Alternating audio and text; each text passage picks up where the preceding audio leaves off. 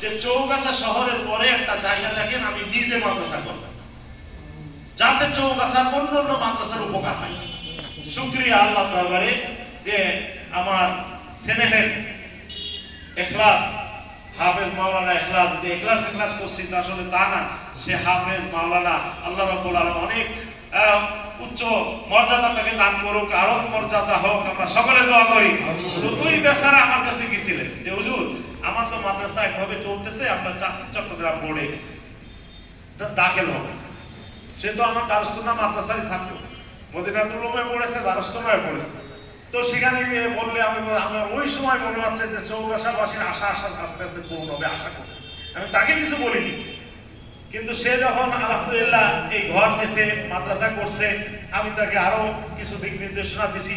এক পর্যায়ে আমি ভাইদের সাথে কথা বলছি, আমার সামাল ভাই ডাক্তার সাহেবের সাথে কথা বলছি যে এই ব্যাপার, এরকম কিছু করা যায় কিনা।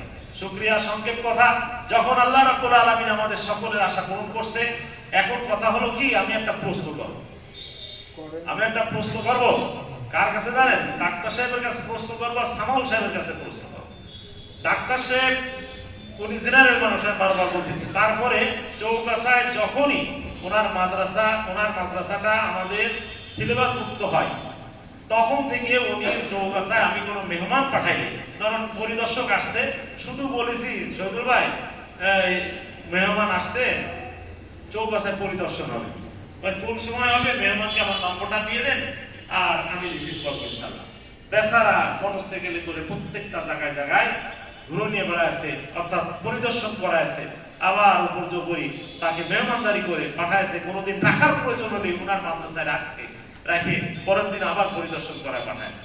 আমি ভাইয়ের কাছে প্রশ্ন করবো, ভাই এর জন্য বোর্ডে কয় টাকা বিল করছেন, বা বোর্ডের থেকে আপনাকে কয় টাকা দিচ্ছে?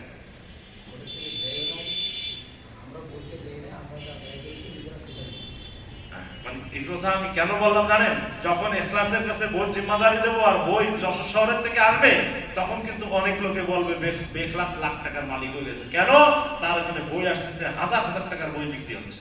এই কথা বললাম আমি, এই জন্যই প্রশ্ন করলাম আমি ডাক্তার সাহেবের কাছে। জেনে রাখেন, আমাদের বোর্ডে যারা এই মেহনত গুলো করে, এক প্রকার লিল্লাহাদান মেহনত করে, একেবারে লিল্লাহাদান। এই জন্য প্রশ্ন করলাম, সেটা তো এক দুদিন না, অনেকদিন পর্যন্ত। একদম তেলের টাকা দেওয়া হয় না, সে নিজের তেলের টাকা দিয়ে আলহামদুলিল্লাহ মেহনত করতেছে। তা আল্লাহ রাব্বুল আলামিন এই বোর্ডের কাজের জন্য, যেমন বিলাল সাহেব রাহমাতুল্লাহ আলাইহি তার বাইসাইকেলে করে যায় যে উনি এই বোর্ডের কাজ করেছেন। তো এইরকম বিলাল সাহেব রাহমাতুল্লাহ আলাইহি মন মানসিকতা লোক কিছু তৈরি হয়ে যায়, আল্লাহ তৈরি করে দেয়। কথাটা বুঝে আসছে? এই জন্য বোর্ড সেন্টার দেওয়া হবে, কিন্তু সমালোচনার জন্য না।